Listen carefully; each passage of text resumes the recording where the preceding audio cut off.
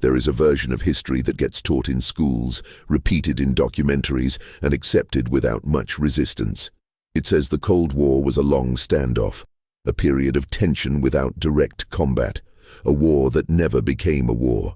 It says the world came close a few times, that rational people stepped back from the edge, and that the whole thing ended more or less peacefully when the Soviet Union dissolved and the wall came down. That version is not exactly wrong, but it leaves out the machinery.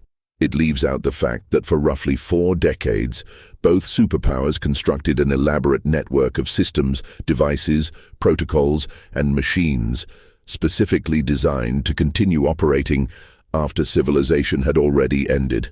Not to prevent the end, to manage it, to function through it, to ensure that even after every major city had been vaporized, every communication line severed, every decision-maker killed, the war would still be fought. The missiles would still fly. The orders would still transmit. The logic of deterrence would still execute itself, automatically, without anyone left alive to authorize it. That is what this is about. Not the diplomacy, not the speeches, not the summits, and the hotlines and the arms control treaties that got signed with great fanfare and then quietly ignored. This is about the machines, the bunkers built into mountains, the submarines designed to disappear for months at a time and wait, the aircraft that flew in continuous rotation carrying weapons no one was officially allowed to discuss, the satellite systems that watched for missile launches and occasionally confused the sun for an incoming warhead, the early warning networks that generated false alarms with enough regularity that operators learned to trust their instincts over the readouts, the dead man switches wired into the command structure of a nuclear state, the systems built not around the assumption that war could be avoided, but around the assumption that it could not, and that the machinery of retaliation had to outlast the people who designed it. What makes this history uncomfortable is not the violence it describes, because most of it never became direct violence. What makes it uncomfortable is the procedural calm with which it was all constructed. Committees met, budgets were approved, engineers submitted specifications, contractors poured concrete, bureaucracies expanded, and at every level of this process, the people involved understood, at least abstractly, that they were building instruments for a scenario in which most of the human population would already be dead. They did not find this paralyzing. They found it administrative. They wrote memos. They set procurement schedules. They argued about redundancy and fail-safe protocols and signal latency. They were professional about it. That professionalism is what this is really about, because it turns out that the most dangerous thing in the history of nuclear weapons was not madness or malice. It was competence applied to an insane premise. The Cold War began for practical purposes before it had a name.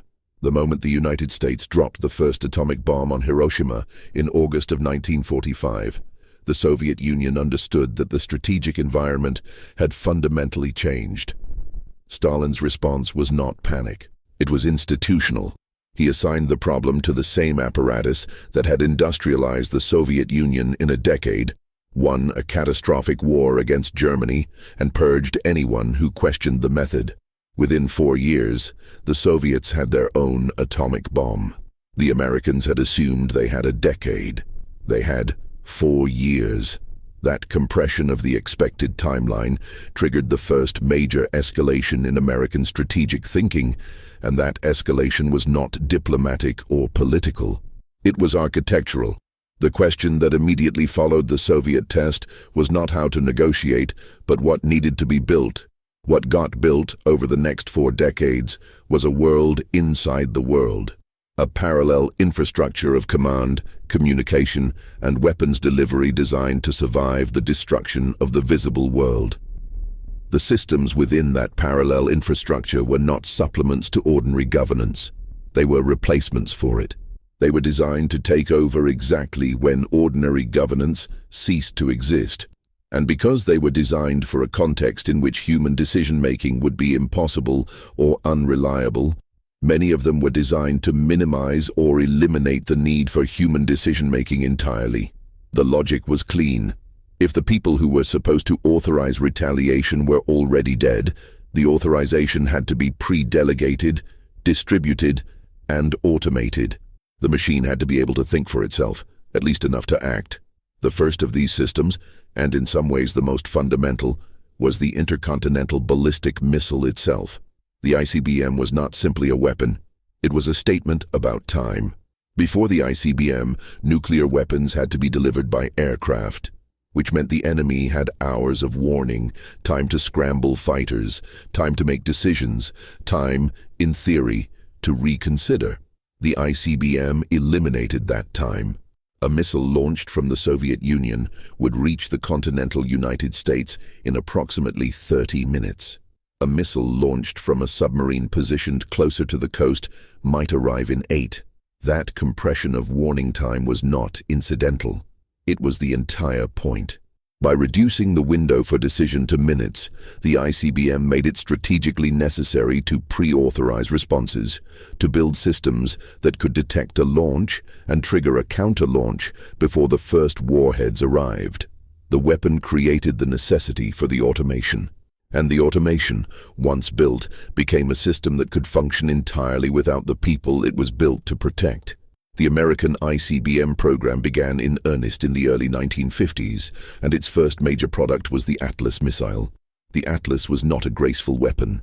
It was enormous, fragile, and required hours to fuel before launch, which created an obvious problem in a scenario where warning time was measured in minutes.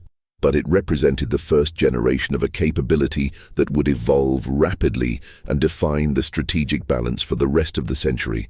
The Atlas was followed by the Titan, and the Titan was followed by the Minuteman, which was the missile that finally achieved the combination of rapid launch capability and hardened underground basing that made the ICBM the centerpiece of American deterrence strategy. The Minuteman silos were built across the upper Midwest, beneath the prairie soil of North Dakota and Montana and Wyoming, hundreds of them. Each one a hardened concrete shaft sunk deep into the ground, each one connected to a launch control center by hardened cable, each one capable of being fired in under a minute by a 2-person crew following a checklist. The Minuteman system was built with a specific operational reality in mind. That reality was that the crews inside the launch control capsules might be the last surviving members of the American chain of command. The system was designed so that if all other authority had been destroyed, the crews could still receive and execute a launch order transmitted through surviving communication channels, including airborne command posts, hardened ground transmitters, and eventually a system of communications satellites. What it was not designed to do was give those crews the ability to refuse. The 2-person rule required 2 people to turn their keys simultaneously, which prevented a single operator from launching unilaterally. But it did not prevent both operators from following an authenticated order. The authorization check was essentially a check against accident, not against intent. If the order came through and authenticated, the assumption was that the order was legitimate, even if the people who issued it were already dead, even if the scenario in which it was issued was one in which the normal structures of civilian control over the military had already ceased to exist. That structural reality, the fact that the weapons could be fired by relatively junior personnel following automated procedures long after the civilian leadership had been destroyed, was not a flaw in the system. It was the system. It was the whole point. Deterrence only works if the enemy believes retaliation will occur regardless of what happens to the leadership. If a first strike could decapitate the government and eliminate the ability to respond, then a first strike becomes strategically rational. The solution to that problem was to make retaliation automatic, distributed, and survivable. The solution was to build machines that did not require presidents or secretaries of defense or joint chiefs. The machines would handle it. The machines were designed to handle it, and the machines, once built, did not turn off. The Strategic Air Command was, for most of the Cold War, the institutional embodiment of this reality. SAC was established in 1946 and for the first several years of its existence it was, by most accounts, a dysfunctional organization with inadequate training, poor readiness, and aircraft that could not reliably reach their targets. That changed in 1948 when General Curtis LeMay took command. LeMay was not a subtle man. He believed in preparedness to a degree that bordered on obsession, and he rebuilt SAC from the ground up into what became, by the mid-1950s, the most powerful military organization in human history. At its peak, SAC controlled hundreds of nuclear-armed bombers on continuous ground alert, dozens of ICBMs in hardened silos, and a network of tanker aircraft, reconnaissance planes, command posts, and communication systems that spanned the globe. The most visible manifestation of SAC's permanent war readiness was Operation Chrome Dome. Beginning in 1961, SAC maintained a continuous airborne alert of nuclear-armed B-52 bombers.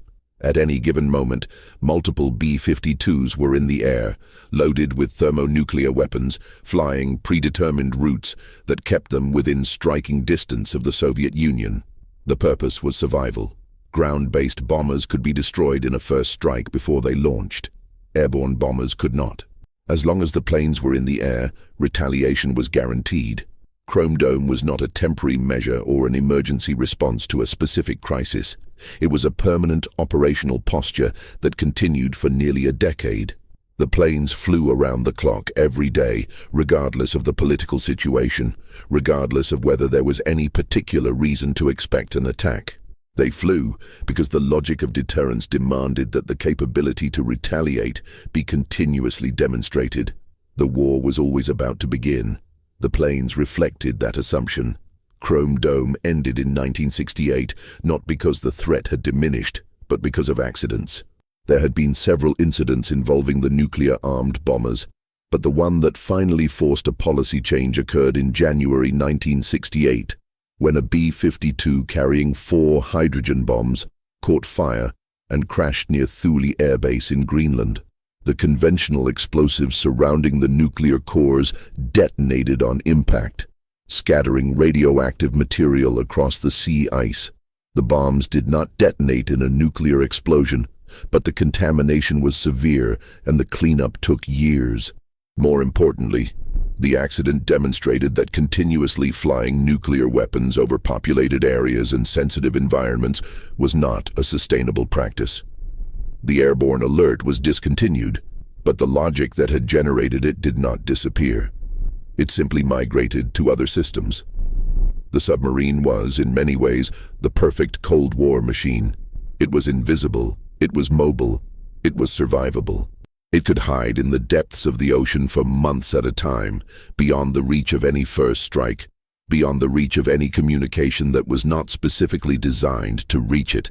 The nuclear-armed submarine became the cornerstone of what strategists called the survivable second strike force, the component of the nuclear arsenal that could not be destroyed in a surprise attack, and could therefore guarantee retaliation, no matter what happened to everything else. The submarine did not need to be fast or accurate, it needed to be invisible. And the ocean, vast and dark and essentially opaque to all but the most sophisticated detection systems, made invisibility possible. The American Fleet ballistic missile submarine program began with the George Washington-class boats in the late 1950s, armed with the Polaris missile. The Polaris was a significant engineering achievement, a solid-fueled ballistic missile small enough to be carried in a submarine but powerful enough to reach targets thousands of miles away. The submarines carrying Polaris were designed to operate on 60-day patrols, submerged for essentially the entire duration, surfacing only in emergency. The crews lived in a hermetically sealed environment, cut off from normal communication, receiving only one-way messages from shore via extremely low-frequency radio transmitters that could penetrate seawater. The communications were one-way by design. If the submarine transmitted, it could be detected. Silence was the condition of survival. The submarine received orders. It did not report its position. It did not confirm receipt of messages in real time. It existed in a state of deliberate isolation that was the operational expression of its strategic purpose. It had to be unreachable. That was the point. The operational protocols of the fleet ballistic missile submarines created a particular kind of psychological environment. The commanding officer of a submarine carried sealed orders, authenticated targeting packages, and the authority to launch under specific circumstances. If the submarine received an authenticated emergency action message ordering a launch, the commanding officer was expected to comply. The system was designed so that this compliance did not require contact with higher authority. The authenticated message was itself the authority. If all higher authority had been destroyed, the authenticated message transmitted through automated systems was sufficient. The commanding officer was, in that scenario, the last link in a chain of command that had already ceased to exist above him. He would be firing weapons at targets that had been selected by people who were dead, on the authority of systems that had been set in motion before the war began, in response to an attack that had already ended the world as it existed when the orders were written. The Soviet approach to submarine-launched nuclear weapons followed a similar logic, but with a different institutional structure. The Soviet Navy operated a large fleet of nuclear-armed submarines, many of them noisier and less sophisticated than their American counterparts, but numerous and capable of causing catastrophic damage if their weapons were ever used. The Soviet submarines operated under tighter command and control than their American equivalents, with launch authority more centralized in Moscow. This centralization was both a strength and a vulnerability. It reduced the risk of unauthorized launches, but it also meant that if Moscow were destroyed, the submarines might be unable to receive launch authorization at all. The Soviets were aware of this tension and spent considerable effort developing communication systems that could reach submarines even in a post-attack environment. One of those systems involved a network of very low-frequency transmitters capable of sending signals to submerged submarines at considerable depth. Another involved communication through the Earth's crust itself, using extremely low-frequency signals that could travel essentially anywhere on the planet.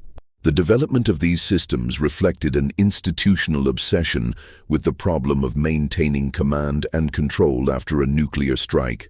If the first strike eliminated Moscow and the major Soviet military command centers, who would order the submarines to launch, and how would that order reach them? The answer, developed over decades of classified research, was a system that could transmit launch orders automatically without requiring a living human being to initiate the transmission. The system would detect the attack, determine that normal command had been destroyed, and transmit the orders itself. The submarines would receive the orders and launch. The missiles would fly. The war would continue past the point of human survival. The American early warning system was, in many ways, the most consequential Cold War machine built, not because of what it was designed to do, but because of what it almost did by accident. The purpose of the early warning network was to detect a Soviet missile launch as quickly as possible, giving American leadership the maximum available time to decide how to respond. But the early warning system was also connected to the systems that would initiate a response, and the connection between detection and response was short, tight, and under enormous time pressure. If a launch was detected, there might be as little as 10 minutes to decide whether the detection was real and whether to order a counter-launch.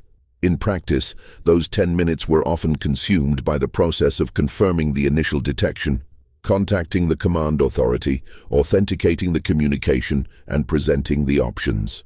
What that meant was that the actual decision time, the window in which a human being had to evaluate the situation and make a choice, might be measured in minutes or even seconds. The early warning network began with a radar system, the Ballistic Missile Early Warning System, constructed in the late 1950s and early 1960s, consisted of large radar installations in Alaska, Greenland, and the United Kingdom. These installations were designed to detect Soviet ICBMs shortly after launch, tracking their trajectories and providing warning to NORAD, the North American Aerospace Defense Command, which was responsible for evaluating the threat and notifying higher authority. BMEWs was a remarkable engineering achievement, but it was also from the beginning prone to false alarms. The radars were powerful enough to detect objects at enormous ranges, but that sensitivity meant they sometimes detected things that were not missiles. In one early incident, a BMEWS radar in Greenland reported a massive missile attack. The operators, following procedure, began escalating the alert. Then someone noticed the trajectory. The incoming objects were not following a ballistic path from the Soviet Union. They were following the path of the moon, which had risen above the radar's horizon at an unusual angle and been interpreted by the radar as an enormous incoming salvo. The moon had triggered a nuclear alert. That incident was resolved quickly before it reached the level of presidential notification, but it established a pattern that would repeat throughout the Cold War. The early warning systems were powerful enough to detect events, but not always sophisticated enough to correctly interpret them. Human operators were the check on the system's tendency toward false positives, and human operators were operating under enormous pressure, with limited information, and with the knowledge that hesitation could be fatal if the alarm was real. The institutional response to this tension was not to slow down the escalation process. It was to build more redundancy into the detection system and to train operators to recognize false alarms faster. The logic was that if multiple independent systems all showed the same thing, the probability that they were all wrong was low. But that logic had a failure mode, and the failure mode was that multiple systems could all be wrong in the same way, or that a single catastrophic malfunction could propagate through the network before anyone caught it. The most serious peacetime nuclear alert in American history occurred in November 1979 at NORAD headquarters inside Cheyenne Mountain. An analyst running a war game exercise mistakenly loaded a training tape containing a simulated Soviet nuclear attack into a computer that was connected to the live early warning network. For approximately 6 minutes, the displays at NORAD and at the National Military Command Center in the Pentagon showed what appeared to be a full-scale Soviet missile attack on the United States. Duty officers began executing alert procedures. Missile warning aircraft were launched. The airborne command post was put on alert. Then someone noticed the anomaly. The satellite systems that should have confirmed missile launches in the Soviet Union showed nothing. The early warning satellites were not detecting any launches. The computer displays were showing an attack that the satellites could not see. The training tape was identified. The alert was stood down. 6 minutes. In 6 minutes, the procedures for initiating a nuclear response had been set in motion and then halted. 6 minutes in the other direction and the outcome might have been different. 6 months later, in June 1980, a defective computer chip at NORAD generated a series of false alerts indicating that Soviet submarine-launched missiles were inbound toward the United States. The chip was a 46-cent component in a communications device. Its failure caused the system to randomly generate missile attack warnings. The alerts triggered the same escalation procedures. Aircraft were launched. Presidential notification was initiated, and then the discrepancy with satellite observation again revealed the alarm as false. The same scenario repeated itself several days later before the faulty chip was identified and replaced. 2 false alarms, both generated by equipment failures, both triggering partial mobilization of the American nuclear response infrastructure, both resolved before irreversible action was taken, but both demonstrating that the system was capable of generating its own emergencies, independent of any actual threat. The Soviets had their own version of this problem, and their version was significantly more dangerous. In September 1983, a Soviet early warning satellite reported that the United States had launched 5 intercontinental ballistic missiles at the Soviet Union. The duty officer at the Soviet early warning facility was Lieutenant Colonel Stanislav Petrov. Petrov looked at the alert. He looked at the data from the satellite. He looked at the time. And then he made a decision that was not authorized by his training or his procedures. He decided the alarm was false. His reasoning was partly technical and partly intuitive. The satellite system was new and had known problems. A genuine American first strike would involve hundreds of missiles, not 5. The ground-based radar network had not confirmed any launches. The combination of factors made him doubt the validity of the alert. He reported the alarm as a system malfunction rather than a genuine attack. He was right. The satellite had been confused by an unusual alignment of sunlight on high-altitude clouds over the American Midwest, which the satellite's sensors had interpreted as missile exhaust plumes. 5 Phantom missiles. An incident that was not reported publicly until years after the Cold War ended because it was too embarrassing for both sides. Petrov's decision was technically a violation of procedure. He was supposed to report the alarm up the chain of command and let higher authority make the determination. He was not supposed to decide on his own that the early warning system was wrong, but the higher authority above him was connected to systems that could initiate a nuclear response, and the response time was short enough that a genuine alert required rapid escalation. If he had reported the alarm as genuine, the escalation that followed might have produced actions that could not be undone before the falseness of the alarm was established. He chose to absorb the risk himself rather than pass it up. He was later reprimanded for improper record-keeping. The incident was classified, and he was quietly transferred to a less sensitive position. The man who may have prevented a nuclear war was not decorated. He was marginalized. The system continued to operate.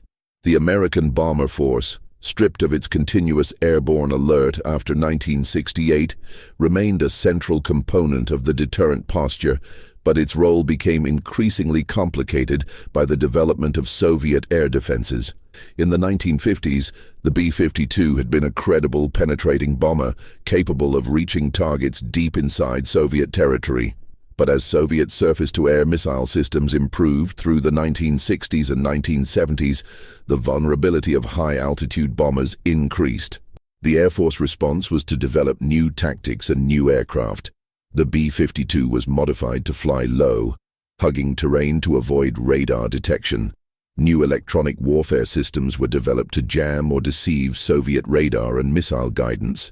And an entirely new bomber was conceived, one that would use radar-absorbing materials and unconventional design to reduce its radar signature to near zero. That bomber was the B-2 Spirit, which was designed in the early 1980s and remained classified for most of the decade. While it was being developed, the Air Force maintained its deterrent posture with the B-52 and the B-1, the latter of which had been cancelled by the Carter administration and then revived by Reagan in a procurement decision that reflected the political as much as the strategic logic of the period. The B-52, modified and upgraded multiple times over its operational life, became one of the longest-serving aircraft in military history and one of the most persistent symbols of American nuclear capability. A B-52G or H variant, fully loaded with air-launched cruise missiles or gravity bombs, represented a city-killing capability that was difficult to fully comprehend in practical terms. The aircraft was not glamorous. It was large, loud, and its age was evident in the maintenance requirements and the institutional memory required to keep it flying. But it worked, and it worked in a way that was profoundly connected to the institutional culture of the Strategic Air Command. The culture of SAC was one of checklists, procedures, redundancy, and zero tolerance for error. Every action was documented, every system was tested on a regular schedule. The entire organization operated as if the next mission might be the mission, the one where the weapons would actually be used, and the preparations had to be such that when that moment came, nothing would fail.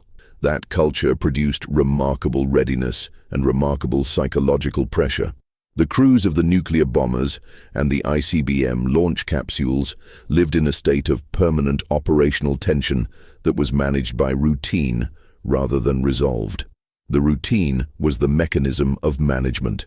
The checklists, the training exercises, the evaluations, the constant rehearsal of procedures that would only be used in a catastrophe, all of it served to normalize the abnormal.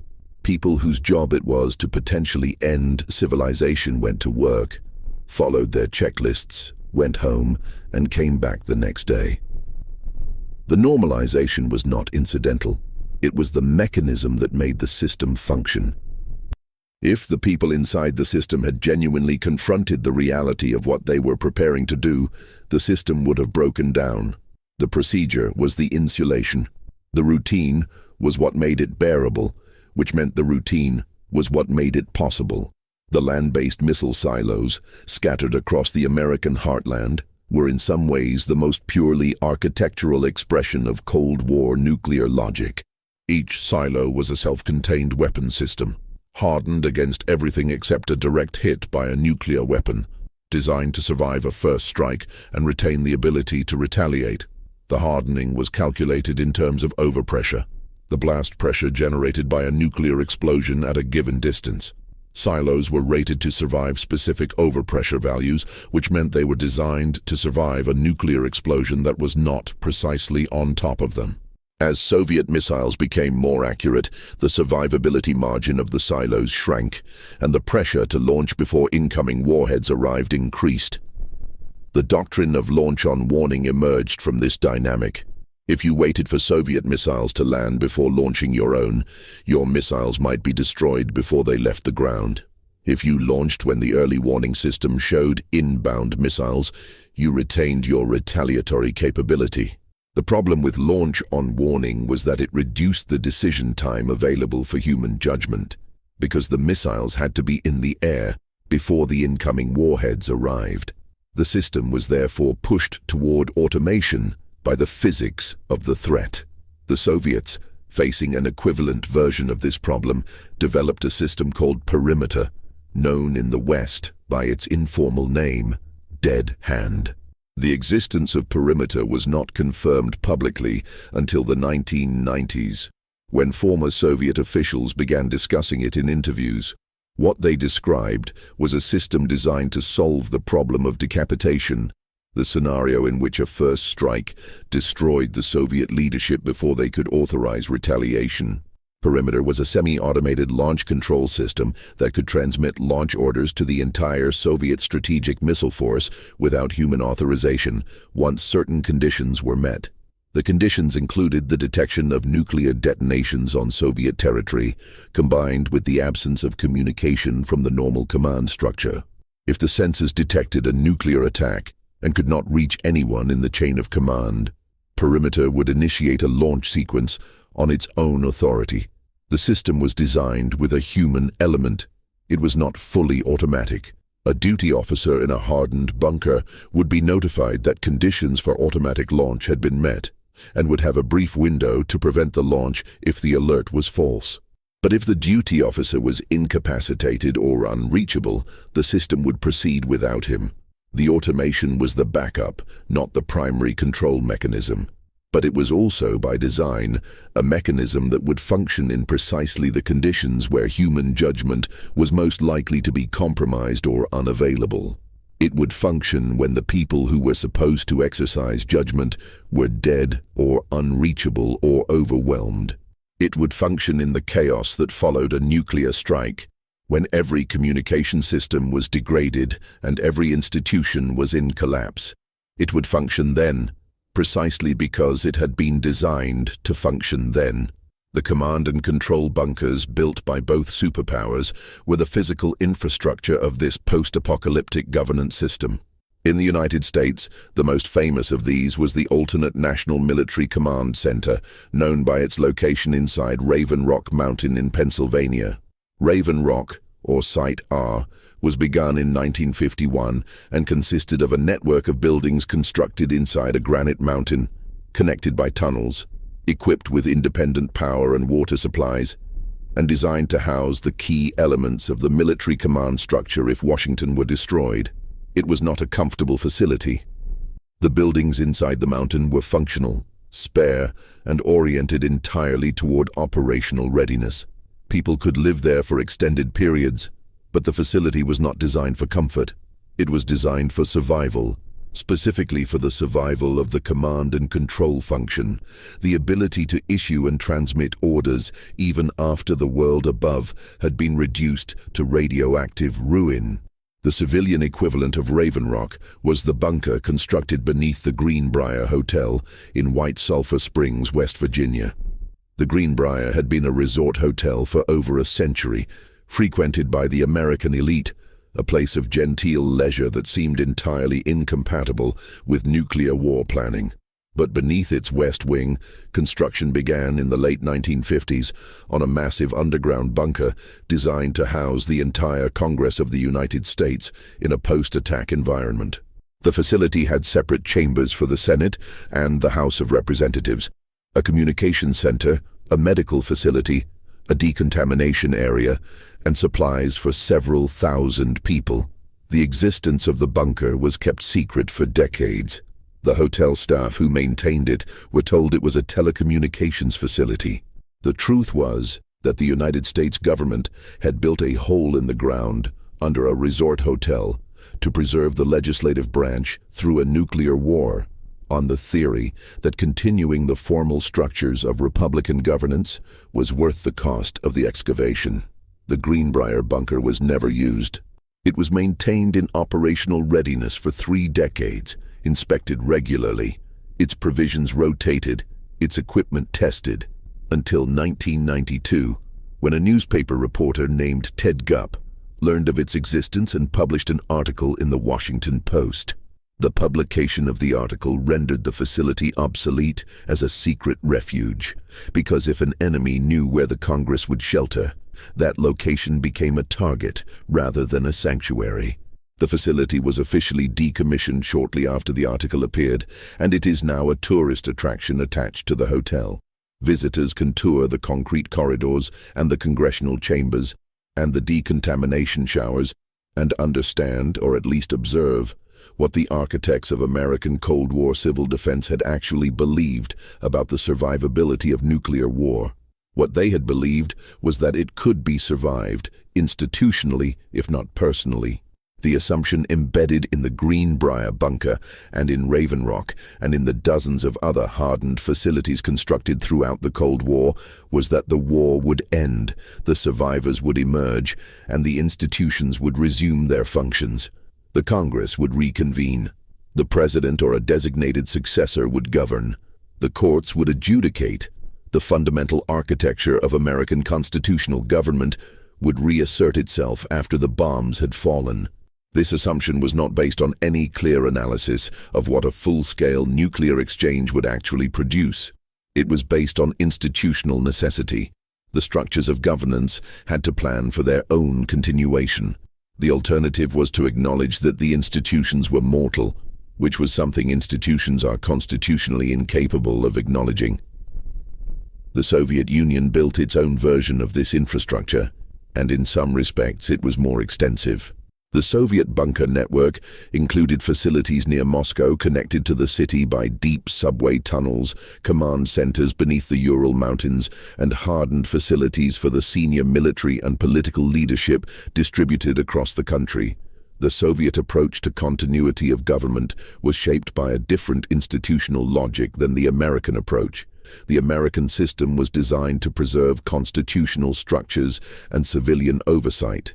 The Soviet system was designed to preserve the party and the military command.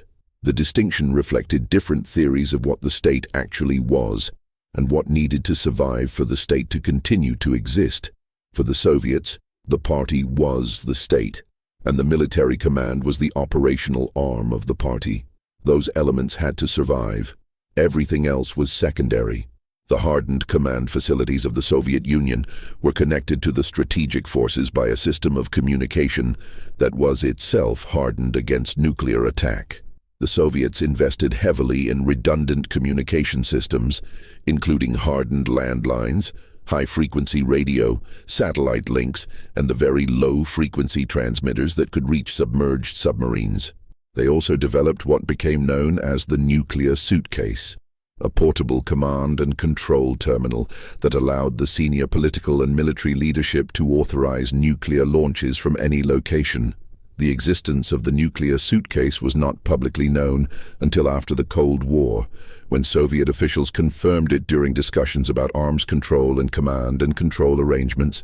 By that point, the system had been operational for decades. The American equivalent was a different kind of system. The E-4B aircraft, known as the National Airborne Operations Center, and colloquially as the Doomsday plane, was a modified Boeing 747 designed to serve as a flying command post for the president and senior military commanders during and after a nuclear attack. The E-4B could remain airborne for extended periods, refueled in flight by tanker aircraft, and it carried communications equipment capable of reaching every element of the American strategic nuclear force. The intent was that if Washington were destroyed, the president or a designated successor would board the E-4B and continue to exercise command and control from the air. The aircraft was always on alert, crews always ready, the ground procedures always maintained so that the minutes available between warning and attack could be used to get the aircraft airborne. The E-4B was connected to a system called the Emergency Rocket Communication System, which used modified ICBMs carrying radio transmitters rather than warheads. In the event that all other communication systems had been destroyed, these missiles could be launched on a trajectory that would take them over the Soviet Union, broadcasting launch orders on frequencies that the American strategic forces would be monitoring. The missiles would fly over the war zone, transmitting orders, ensuring that even if every other communication link had been severed, the launch commands could reach the forces in the field. The concept was straightforward. The execution required years of development and testing. The result was a system that could, in theory, continue to function as a military communications network after the physical infrastructure of civilization had been destroyed. The Nuclear Command Authority itself was the subject of intense planning and considerable anxiety throughout the Cold War. The basic problem was that nuclear weapons required human authorization to use, but the circumstances in which they would be used were precisely the circumstances in which human authorization would be most difficult to obtain. The American Nuclear Command Authority was structured around the president as the sole authority to order a nuclear launch, with a succession structure designating specific individuals to exercise that authority if the president were incapacitated or killed. That succession structure was a reasonable response to peacetime scenarios. It was deeply problematic in the scenario it was actually designed for. Consider the reality of the scenario. The president is in Washington. A nuclear attack is detected, with a warning time of perhaps 15 minutes. The president must be notified, briefed on the options, and make a decision in the few minutes available. If the president is unavailable, the vice president must be reached, and the vice president may or may not be near a secure communication facility. If the vice president is also unavailable, the next in succession must be found. The system for notifying and empowering the succession was itself vulnerable to disruption in the scenario where it was needed. There was a real possibility, recognized by everyone involved in the planning, that the decision authority would not be reachable in the time available, or that it would be destroyed before it could be exercised. The planning response to this possibility was to pre-delegated launch authority to specific military commanders under specific circumstances, meaning that under certain conditions, a military officer below the level of the president could authorize nuclear launches. The existence of this pre-delegated authority was one of the most sensitive secrets of the Cold War command system. It was acknowledged in general terms in declassified documents from the 1960s and 1970s, but the specific conditions and the specific individuals involved remained classified. What the documents made clear was that the American nuclear command system was not, in fact, centralized in the way that civilian control doctrine suggested it should be. Under certain extreme circumstances, authority to launch nuclear weapons was distributed to military commanders who could exercise that authority without contacting civilian leadership. The system was designed this way deliberately to ensure that retaliation could occur even if the civilian command structure was destroyed. The design was rational given its premises. The premises were that nuclear war was possible, that decapitation was a real threat, and that the survival of the retaliatory capability was more important than the maintenance of strict civilian control. Given those premises, the design followed logically. The premises themselves were the product of a strategic environment that had been built by both sides over decades, each action generating a reactive response, each response generating a counter-response. until the system as a whole had an internal logic that was independent of the intentions of any particular individual. The nuclear submarine fleet remained, throughout the Cold War, the most survivable and therefore the most strategically significant component of the American deterrent. The submarines were genuinely difficult to find. The ocean is vast, and submarines are small, and the acoustic signatures of nuclear submarines, while detectable in principle, required considerable effort and favorable conditions to actually track.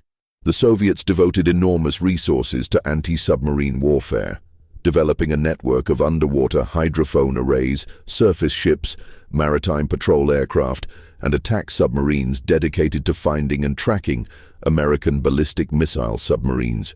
The Americans did the same with Soviet submarines. The two sides spent decades trying to find each other's submarines and developing the means to remain unfound.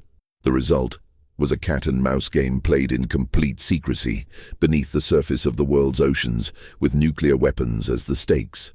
The Trident missile, which replaced the earlier Polaris and Poseidon systems in the 1980s, represented the mature expression of submarine-based deterrence. The Trident II D5 missile was accurate enough to destroy hardened targets, meaning it could hold at risk not just cities, but military command bunkers and missile silos. This capability transformed the submarine force from a second-strike city-killing weapon into a first-strike capable counterforce system, which had profound implications for Soviet strategic planning and for the stability of the deterrent relationship. A weapon that could credibly threaten hardened military targets was a weapon that could be used in a disarming first strike, and a weapon that could be used in a disarming first strike created incentives for the other side to launch under warning rather than absorb the strike and retaliate from the rubble. The accuracy of the Trident II therefore contributed to the pressure for automated launch, for launch on warning, for the kind of hair-trigger posture that reduced the time available for human judgment to practically nothing. The Soviets responded to the Trident capability by investing in the SSBN force, the fleet of ballistic missile submarines that were their equivalent of the American boats. The Soviet submarines were generally noisier than American submarines, meaning they were more detectable, which in turn meant that in a crisis the Soviets would be under greater pressure to disperse their submarines before they could be tracked and destroyed. This dispersal pressure was another dynamic that contributed to the instability of the crisis management environment. In a severe crisis, both sides would be taking actions that the other side would interpret as potentially hostile preparations, and those actions would generate further responses in a cycle that could rapidly escalate regardless of the actual intentions of either leadership. The reconnaissance satellite was another system that both sustained and destabilized the Cold War equilibrium. The development of spy satellites beginning in the late 1950s gave both sides unprecedented visibility into the military preparations of the other, which in theory should have reduced uncertainty and therefore reduced the risk of miscalculation. In practice, the effect was more complicated. The satellites revealed the scale of Soviet military buildup with a clarity that alarmed American planners and generated pressure for matching responses. They also revealed the locations of military installations and command facilities with sufficient accuracy to enable targeting, which created the problem of knowing where the enemy's command bunkers were and being tempted to design weapon systems specifically to destroy them. The American reconnaissance satellite program began with the Corona project, which flew its first successful mission in August 1960 and returned photographs of Soviet territory that revealed more about the size and disposition of Soviet military forces than all previous intelligence collection efforts combined. Corona demonstrated that the so-called missile gap, the claim that the Soviets had many more ICBMs than the United States, was false. The Soviets had relatively few deployed ICBMs, while the Americans had more than had been publicly acknowledged. This intelligence was enormously valuable and entirely secret. It could not be acknowledged because acknowledging it would require disclosing the existence of the satellite program, which would alert the Soviets to what was being observed and prompt them to take countermeasures. So the intelligence was used to inform force planning decisions. But the political debates about the missile gap continued in public, based on deliberately maintained ignorance. The phenomenon of knowing things that could not be officially known, of making decisions based on information that could not be acknowledged, was pervasive throughout Cold War strategic planning. The entire intelligence apparatus operated in this zone of unacknowledgeable knowledge, and the decisions it informed were therefore made in a context that was, from the public's perspective, entirely opaque. The systems being built, the weapons being deployed, the operational plans being developed, all of it was shaped by information that the public did not have and could not have. Democratic oversight of these decisions was, in any meaningful sense, impossible. The decisions were made by small groups of officials with access to classified intelligence, operating within institutional frameworks that were themselves classified, following procedures that had been developed without public input, answerable to an oversight structure that was itself insufficiently informed to evaluate what it was overseeing. The Cold War strategic apparatus was, in structural terms, a government within the government, operating on its own logic, accountable primarily to itself. The development of tactical nuclear weapons added another layer of complexity to this already complex landscape. The distinction between strategic and tactical nuclear weapons was always somewhat artificial, based on the size of the explosive yield and the range of the delivery system, rather than any meaningful operational distinction.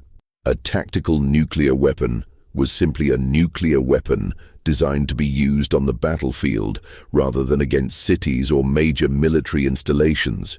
The distinction mattered politically and legally, but in practice the use of any nuclear weapon would have escalated the conflict in ways that were unlikely to respect the boundaries drawn by theorists. The development of tactical nuclear weapons therefore represented the extension of the nuclear logic into the conventional military domain, with all of the command and control problems that entailed. The most problematic of the American tactical nuclear weapons was arguably the Davy Crockett, a recoilless rifle designed to fire a small nuclear projectile with a yield of approximately 10 to 20 tons. The Davy Crockett was issued to infantry units during the early 1960s, and it created an immediate command and control problem of the first order.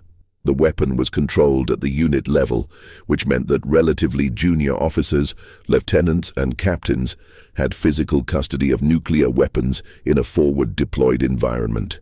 The concept of presidential authorization for nuclear use was essentially theoretical in the Davy Crockett context.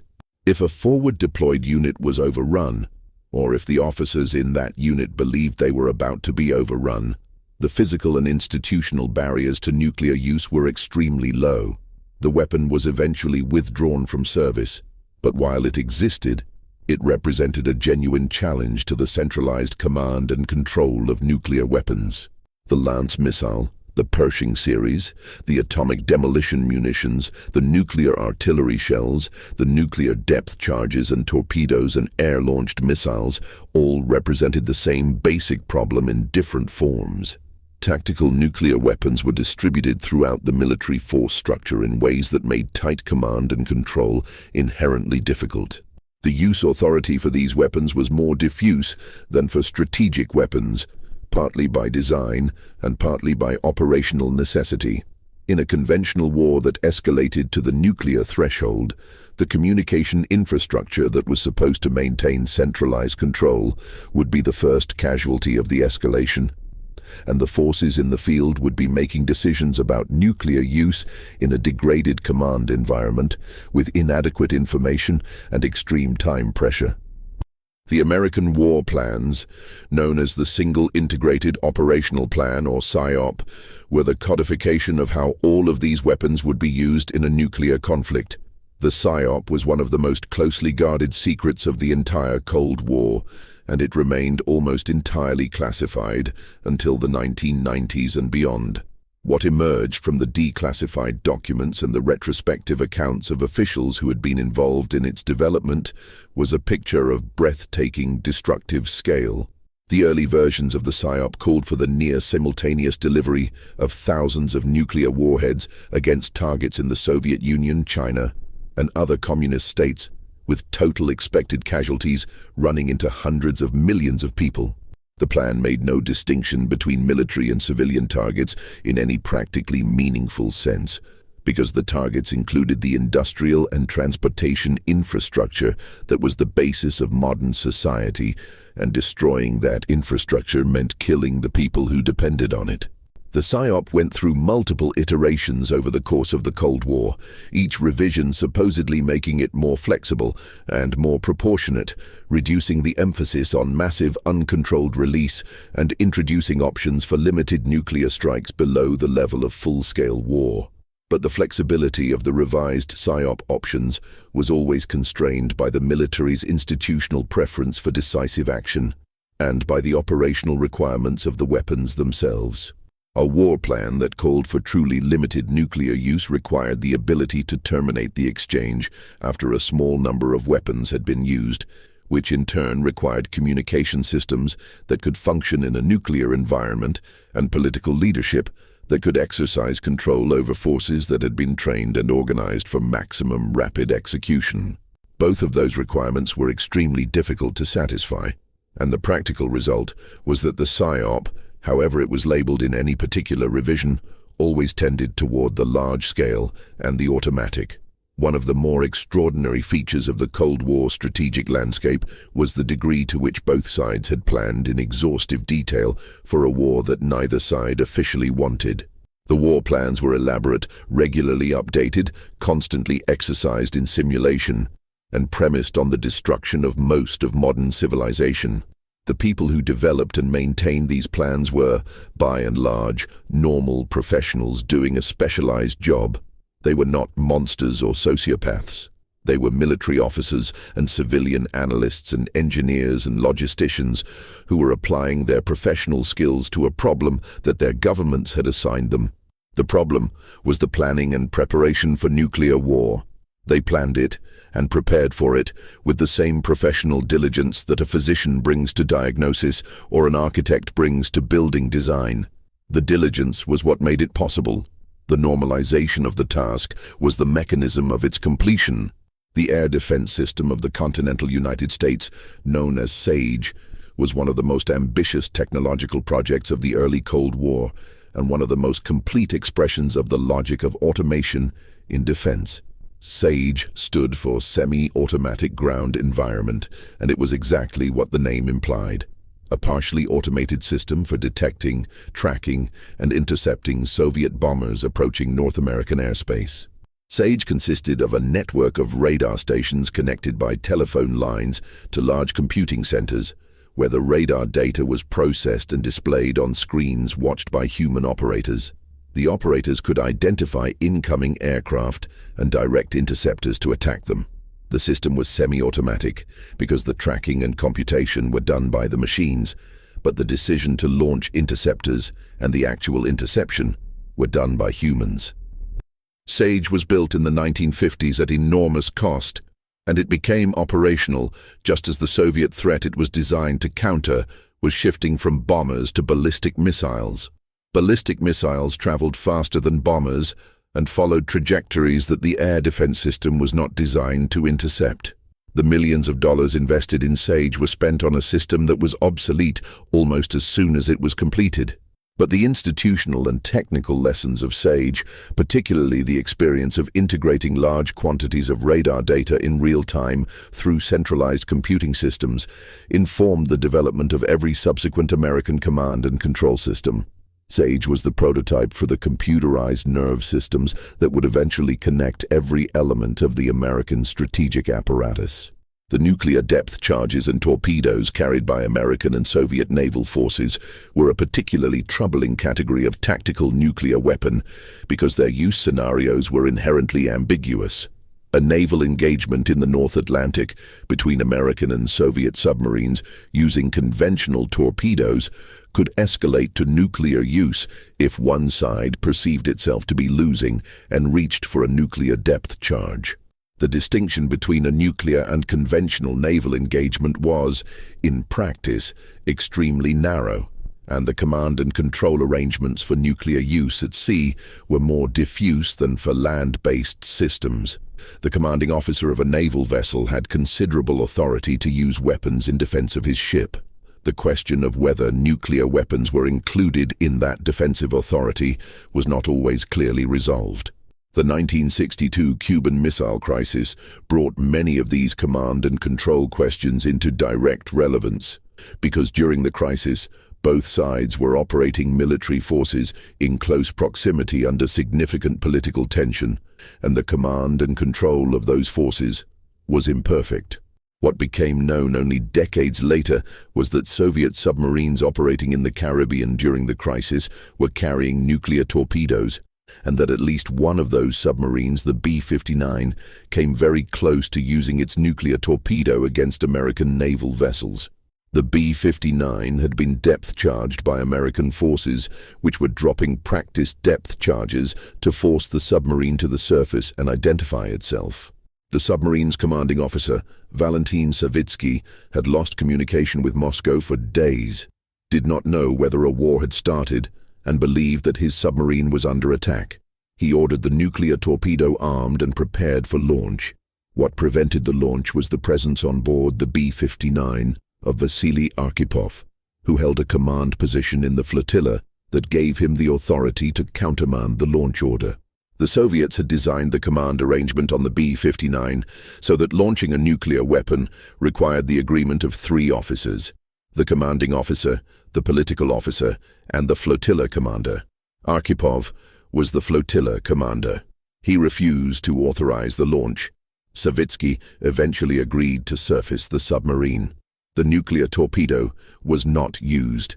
Arkhipov's refusal was a single human decision in a moment of extreme stress based on incomplete information in a situation where the procedural incentives were pointing toward action rather than restraint. The fact that he chose restraint and that his position in the command structure gave him the authority to make that choice effective was the mechanism of avoidance. One man, one decision, one moment. That was what separated the Cuban Missile Crisis from a nuclear exchange in October 1962. The Pershing II missile, deployed in Western Europe in the early 1980s, represented a particular kind of escalation in the Cold War strategic environment.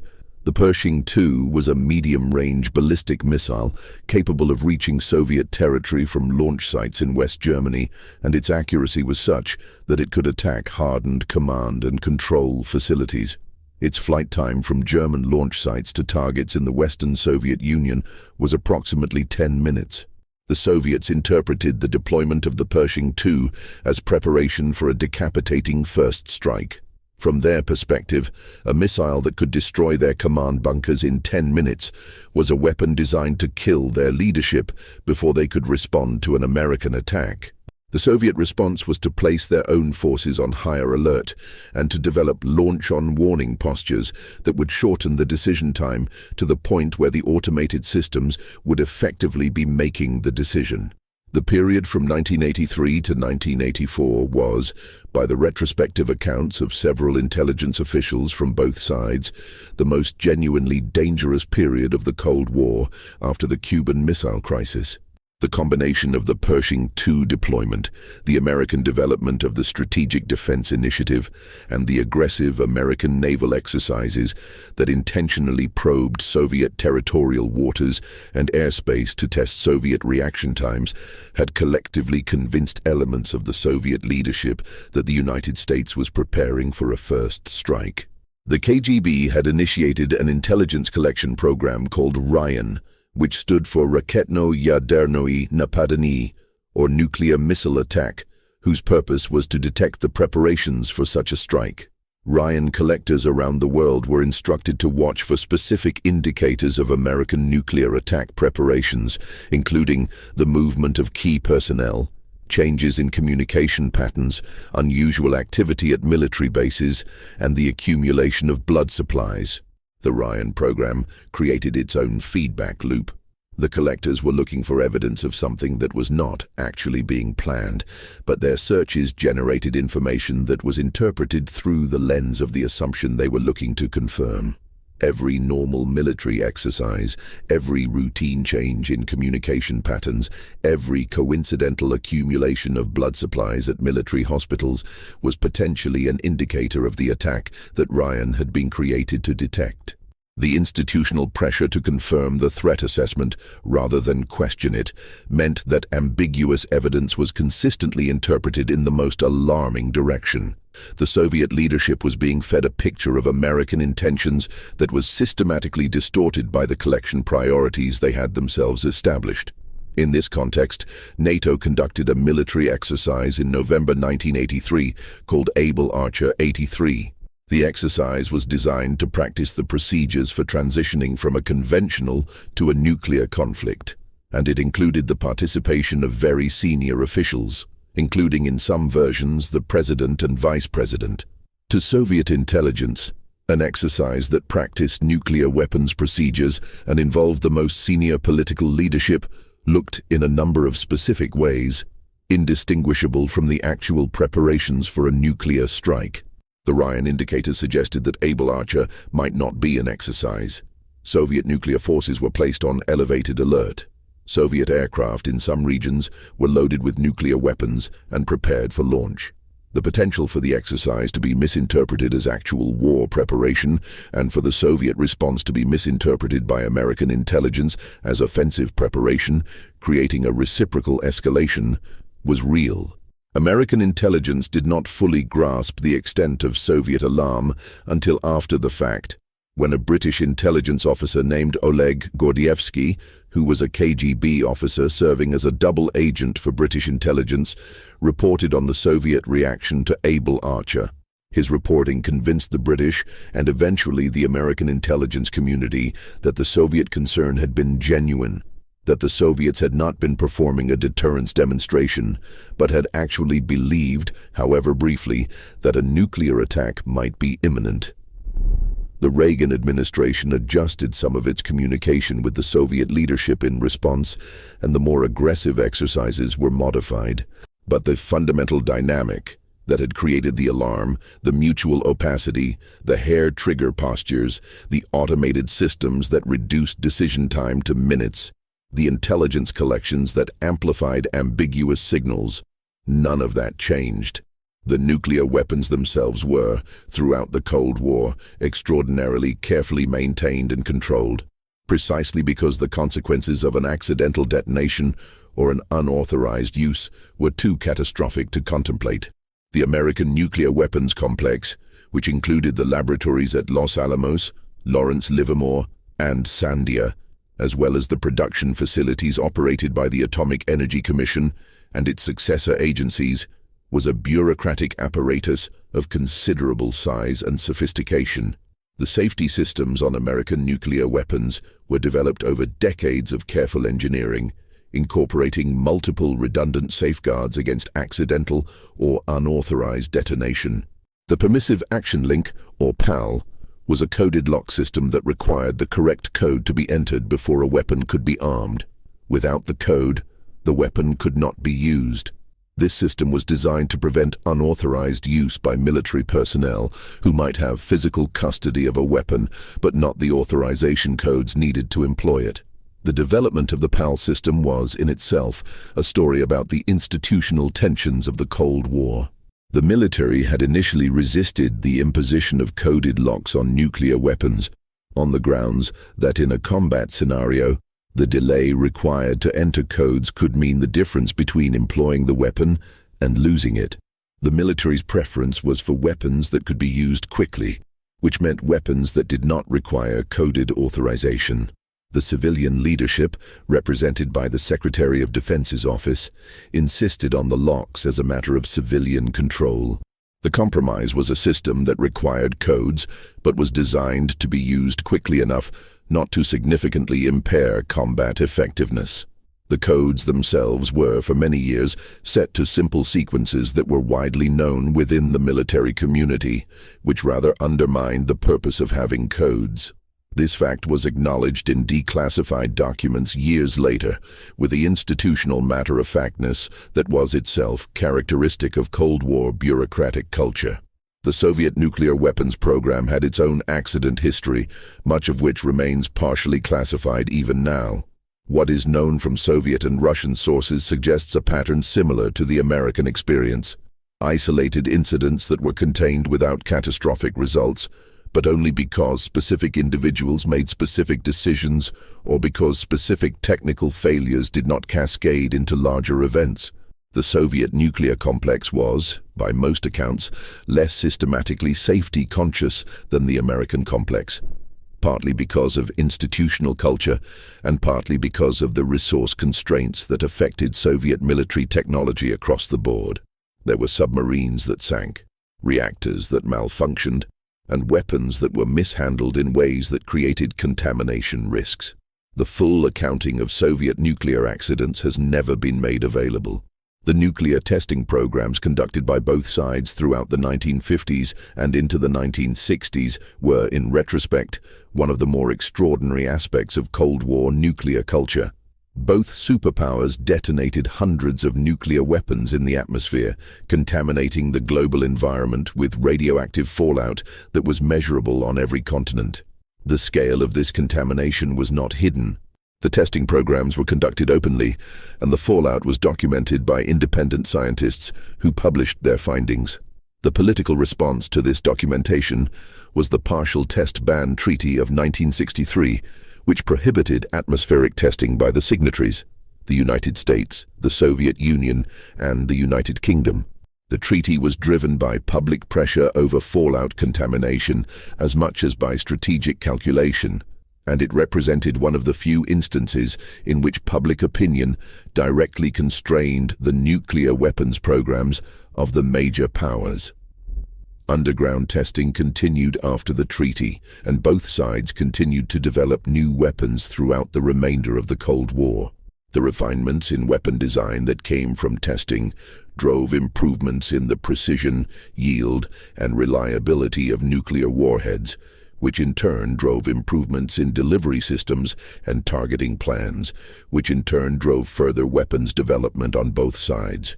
The cycle of technical improvement was self-sustaining, driven less by specific strategic needs than by the institutional momentum of the weapons laboratories and the defense contractors, who had an obvious interest in continued development and who were closely connected to the military planning organizations that consumed their products.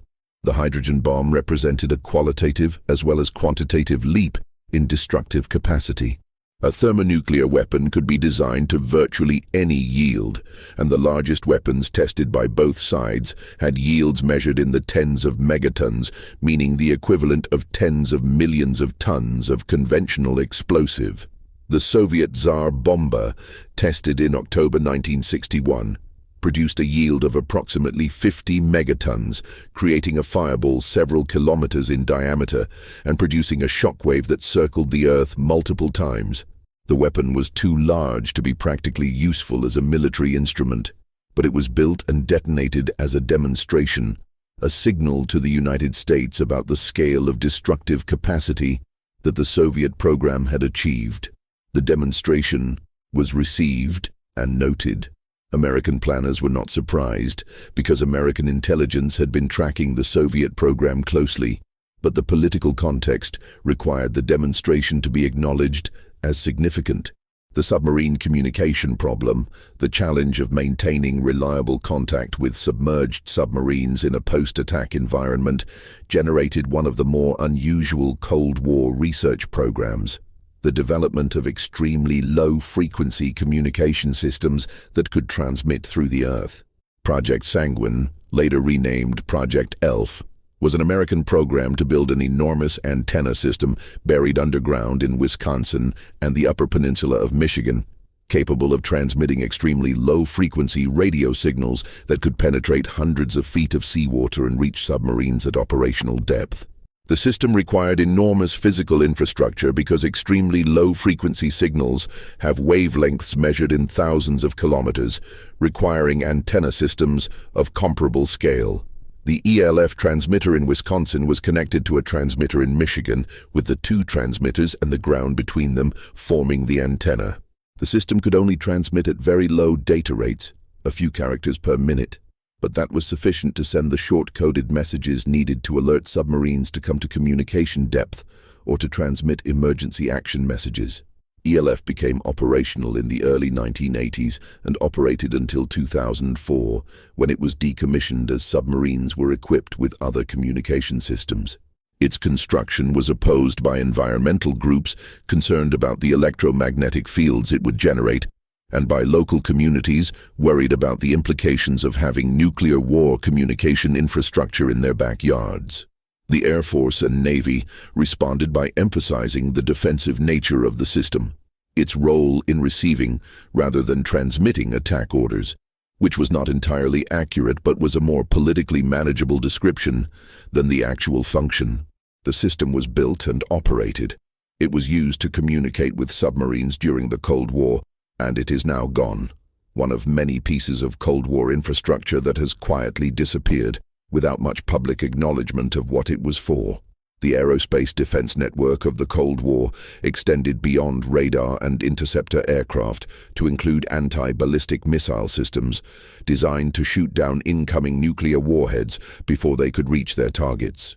The development of anti-ballistic missile technology was one of the most technically challenging projects of the Cold War, because the problem of intercepting a small, fast-moving object traveling at several kilometers per second required both exceptional sensors and exceptionally fast interceptor rockets.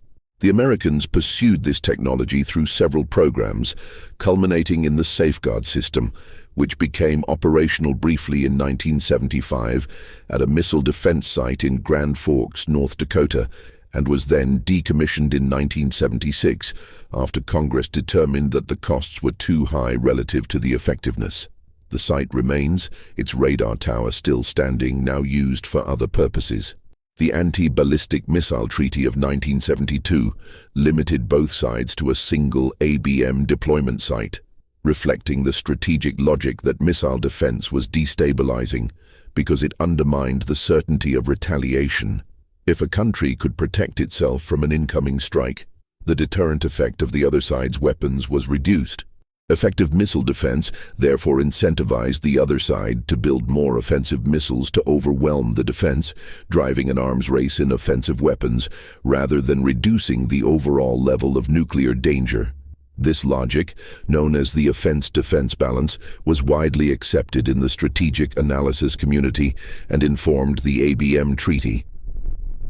It remained the dominant framework for thinking about missile defense until the Reagan administration's announcement of the Strategic Defense Initiative in 1983, which challenged the framework directly by proposing a defense system comprehensive enough to make nuclear weapons, in Reagan's words, impotent and obsolete. The Strategic Defense Initiative, universally known as Star Wars, was simultaneously a genuine research program, a political vision, and a strategic challenge to the Soviet Union. The technical feasibility of a comprehensive missile defense was highly questionable in 1983 and remains questionable now, but the political and strategic effects of the announcement were immediate and significant. The Soviets interpreted SDI as a potential first strike enabler, because a country that could defend itself against nuclear retaliation could theoretically launch a disarming first strike without fear of the response. The Soviet reaction was to accelerate development of offensive missiles capable of overwhelming any foreseeable defense, to invest in decoys and maneuvering warheads that could defeat interceptor systems, and to pursue their own space-based weapons programs. SDI did not make nuclear weapons impotent. It generated a new dimension of the arms competition. The weapons deployed in space, or designed for deployment in space, represented the extension of Cold War military logic into an entirely new domain.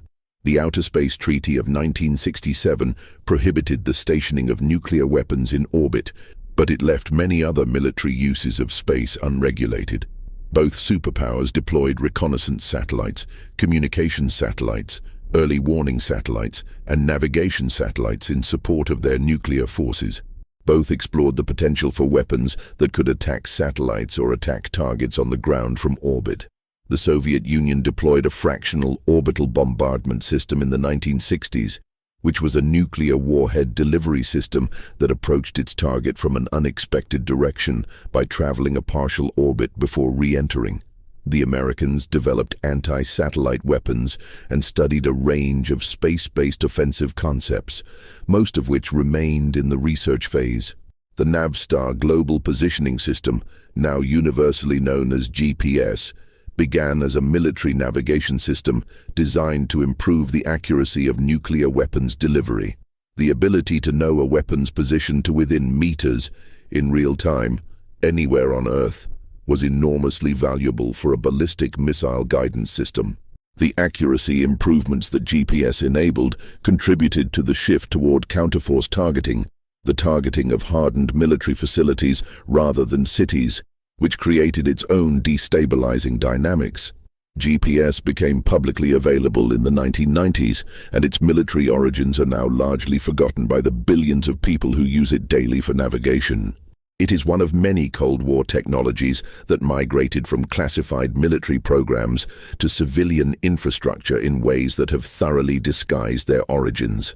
The network of underwater hydrophone arrays known as SOSUS, the Sound Surveillance System, was deployed on the floor of the Atlantic and Pacific Oceans beginning in the 1950s, and it was one of the most extensive and effective intelligence collection systems of the Cold War.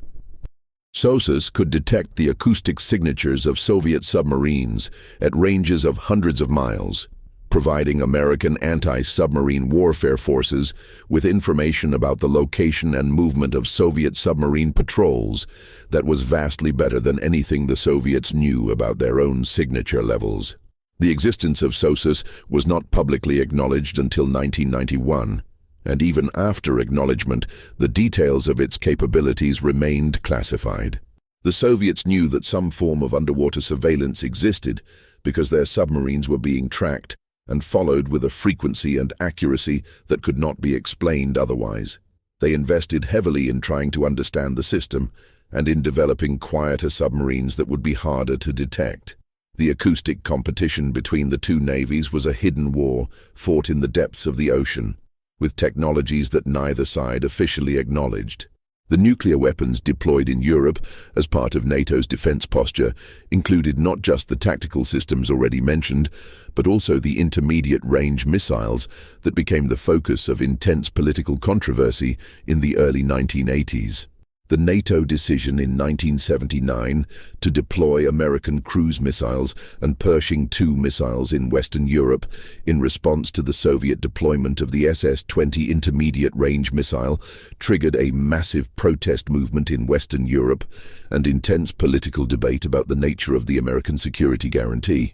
The central question was whether the United States would actually use nuclear weapons to defend Europe, given that doing so would invite a Soviet nuclear response against American cities.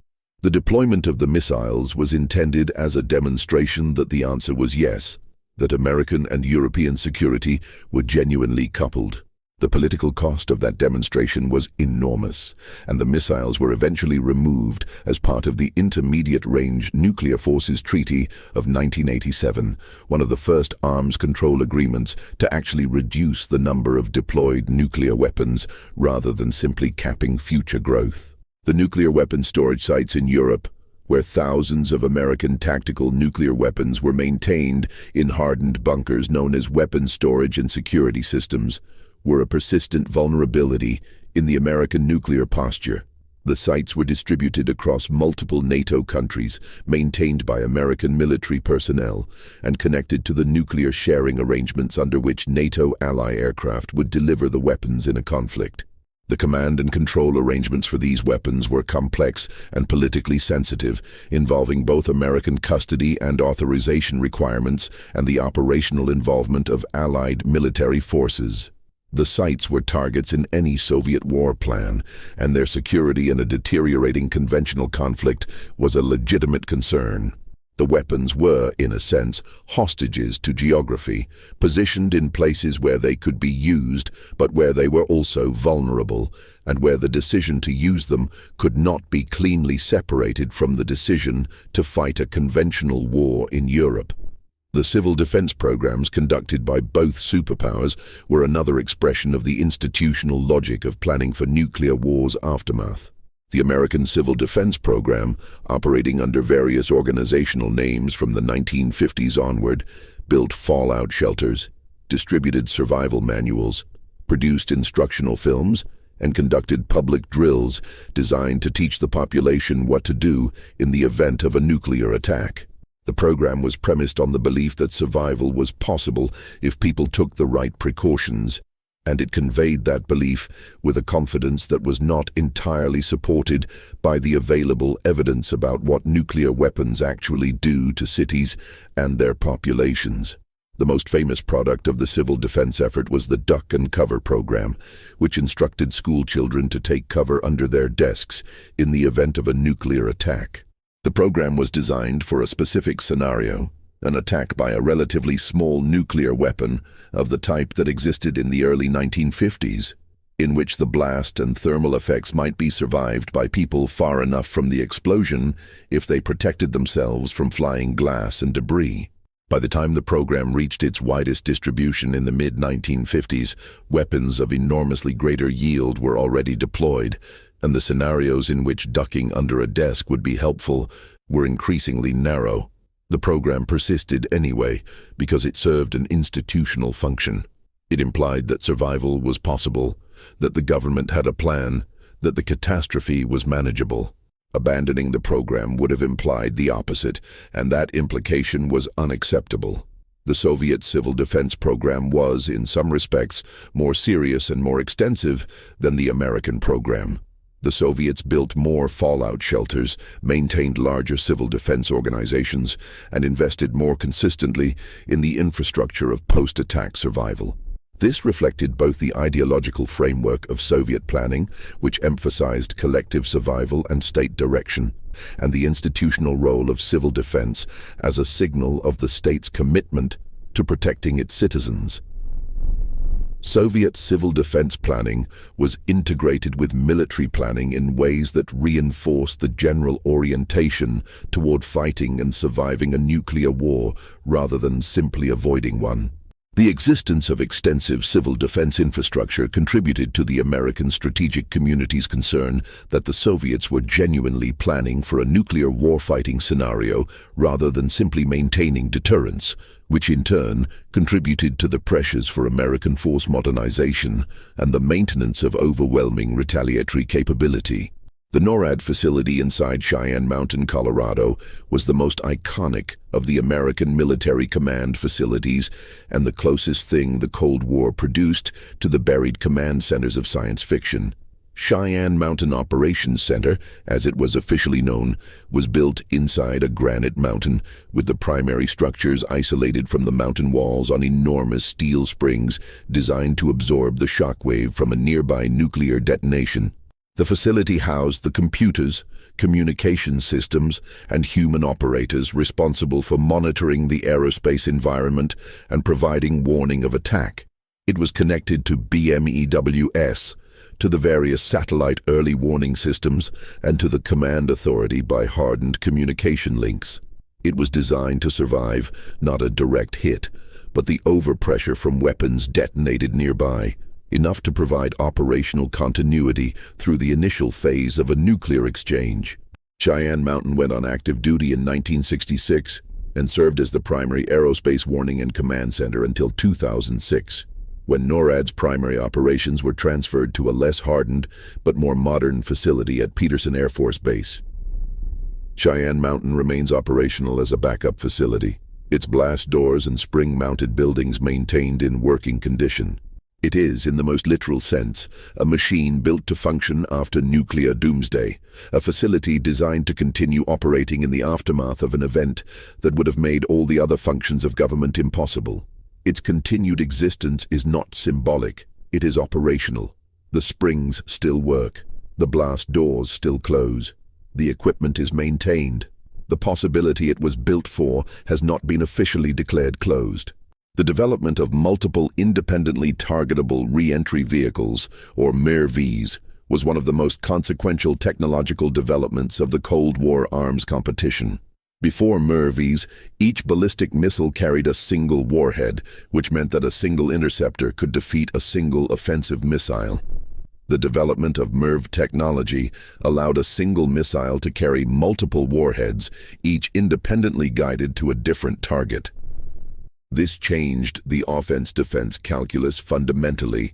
To intercept 10 warheads launched from a single missile, a defender needed 10 interceptors.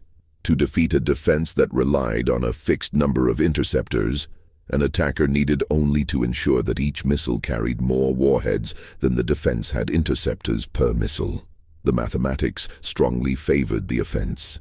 MIRV technology made missile defense progressively less feasible as a means of protecting populations, and it increased the number of warheads available to both sides without a proportionate increase in the number of delivery vehicles.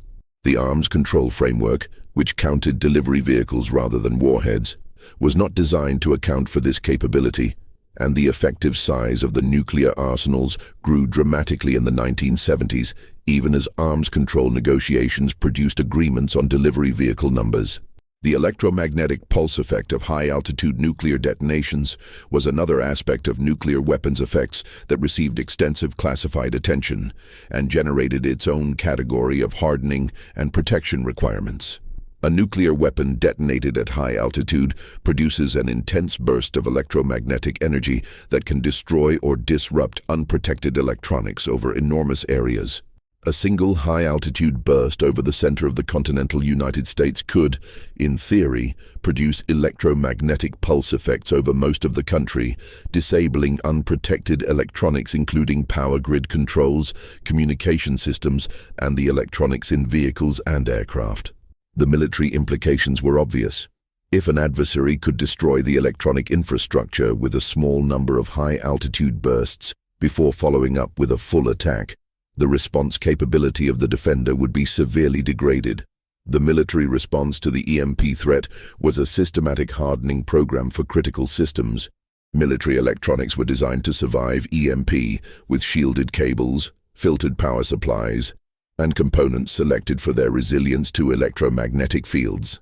The command and control systems were hardened. The communication systems were hardened. The missiles themselves were hardened. The aircraft and the submarines were hardened to the extent possible. The hardening was never complete because cost and practicality set limits. But the critical nodes of the nuclear command and control system were designed with EMP survivability explicitly in mind. The civilian infrastructure was not.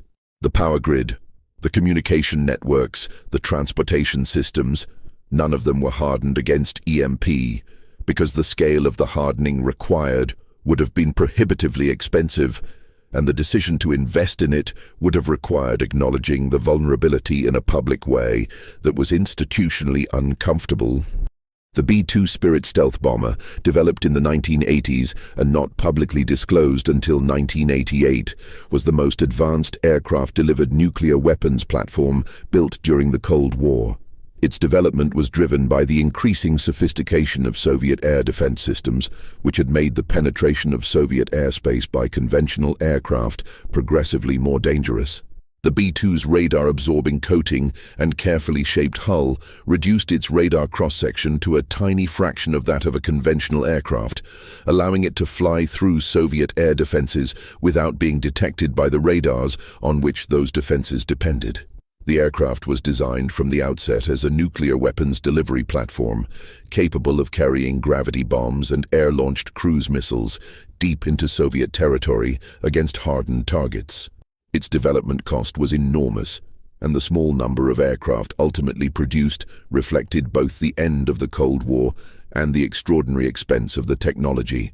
The air-launched cruise missile, which the B-52 and other aircraft carried in significant numbers through the later Cold War, was another category of weapon that stretched the early warning and air defense challenge to its limits. A cruise missile flying at low altitude, below the coverage of most radar systems, following terrain-hugging routes to its target, was extremely difficult to detect and even more difficult to intercept. The proliferation of air-launched cruise missiles through the 1980s added another layer of complexity to the strategic balance. because it increased the number of nuclear-capable platforms and delivery methods that had to be accounted for in any arms control arrangement, and that had to be tracked and counted in any defensive plan. The nuclear forces maintained by the United States and the Soviet Union throughout the Cold War were, by any rational calculation, far in excess of what was needed for deterrence. The concept of assured destruction, which held that deterrence required only the ability to inflict unacceptable damage on an adversary after absorbing a first strike, could have been maintained with a fraction of the weapons that were actually deployed. The excess represented a combination of targeting requirements that grew as counterforce strategies replaced pure city-targeting doctrines, institutional momentum within the weapons programs and the military organizations, the conservatism of planners who built in wide margins of redundancy against the possibility of weapons failure or successful defense, and the political economy of defense contracting, which created constituencies for continued production and deployment that were independent of any strategic rationale. By the time the Cold War reached its peak in the early 1980s, the combined nuclear arsenals of the two superpowers contained tens of thousands of warheads. Each side had more than enough weapons to destroy the other's entire civilization multiple times over. The phrase overkill entered the vocabulary of strategic analysis as a precise technical term, the degree to which the deployed arsenal exceeded the minimum required to achieve the objective. By any measure, both sides had reached levels of overkill that were essentially meaningless as strategic categories. The 30,000th warhead added no deterrent value that the 29,000th warhead did not already provide. But it was built, deployed, maintained, and targeted because the institutional systems that produced it had their own logic that was not constrained by strategic sufficiency. The nuclear submarines continued their patrols. The missiles remained in their silos. The bombers sat on ground alert. The satellites watched for launches. The early warning computers processed data from the radars and the satellites and generated outputs that operators watched, with the knowledge that a certain percentage of those outputs would be wrong. The command centers stood ready to issue orders that the forces were prepared to execute without question. The dead man switches waited for the conditions that would trigger them. The automated systems ticked over in hardened facilities beneath mountains and beneath the sea, running their diagnostics, testing their circuits, maintaining their readiness for a scenario that remained perpetually possible and perpetually unresolved. The people who staffed these systems went to work. They followed their procedures. They trained and tested and evaluated and maintained the machinery of the end of the world with the same diligence that other people brought to other professions. Some of them had doubts. Some of them, like Stanislav Petrov, had moments where they chose their own judgment over the system's output. Most of them, most of the time, did their jobs. The jobs were what the Cold War had built them to do. The institutions that had built those jobs did not ask whether they should exist. They asked how they could be made more reliable, more survivable, more capable of functioning in the specific scenario they had been designed for. They asked how the system could be made better at doing what it had been designed to do. They did not ask whether it should exist. The Cold War ended in the conventional telling because of the economic and political collapse of the Soviet Union. The Warsaw Pact dissolved. The Berlin Wall fell. Germany reunified. The Soviet republics declared independence. In December 1991, Mikhail Gorbachev signed the document dissolving the Soviet Union and resigned as its president. The Cold War was over. The confrontation that had organized world politics for more than 4 decades had ended, relatively peacefully, without the nuclear exchange that the entire architecture of both sides' military establishments had been built around. The missiles remained in their silos. The submarines continued their patrols. The bombers remained on ground alert, though the continuous airborne alert had long since been discontinued. The early warning satellites continued to watch the skies. The hardened command facilities remained operational. The launch codes were still valid. The procedures were still in place. The institutional structures that had been built to fight a nuclear war with the Soviet Union continued to exist, maintained by the same bureaucratic momentum that had built them, serving the same formal function of deterrence against an adversary that no longer existed in the form against which the systems had been designed. The arms control process produced further reductions in deployed warhead numbers through the 1990s and into the 21st century. But the fundamental structure of the deterrent posture remained. The strategic submarines continued to patrol. The ICBM force remained deployed, reduced in numbers, but still positioned in the same hardened silos in the same American prairie states. The early warning network continued to operate. The command and control systems, updated with newer technology, but following the same logical architecture that had been developed in the 1950s and 1960s, continued to process data and generate outputs and maintain the readiness to transmit orders that the forces in the field were prepared to execute. The systems built to function after nuclear doomsday are still functioning. They were not dismantled when the war they were built for ended. They were maintained, updated, and kept in operational readiness. The logic that generated them, the logic of assured retaliation, of survivable second strike capability, of launch on warning postures and automated command transmission and pre-delegated authority, that logic did not end with the Cold War. It persisted in the institutional structures that had embodied it, in the military organizations and the weapons programs and the command and control systems that had been built around it over 4 decades. The Cold War ended. The machinery did not.